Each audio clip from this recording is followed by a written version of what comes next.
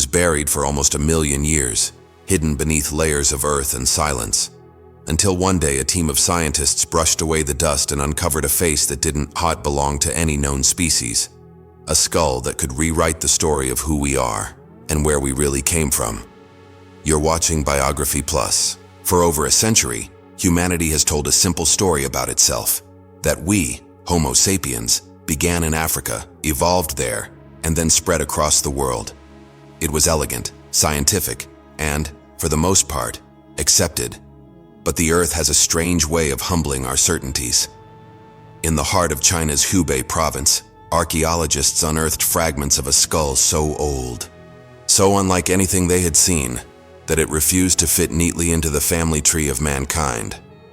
This was not a Neanderthal, not a modern human, not even the so-called Peking man. It was something in between, something that wasn't supposed to exist. They called it Yunxian man, a fossilized skull estimated to be nearly 1,000,000 years old. For decades, it remained an enigma, sealed in glass and debate. But in 2024, advanced digital reconstruction brought it to life again.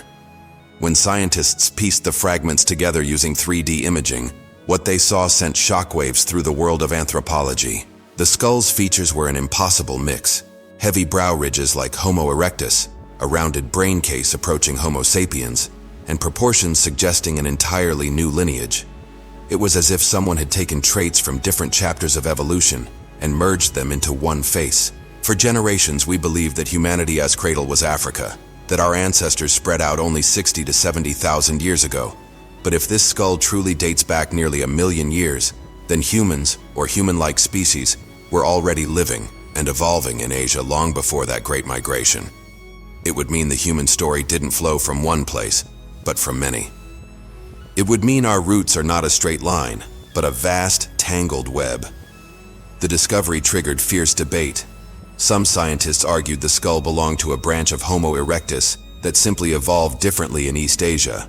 Others whispered a far more radical idea, that it might belong to an entirely unknown species, perhaps even the mysterious dragon man, Homo longi, a species that may have coexisted with, and even interbred with, early humans.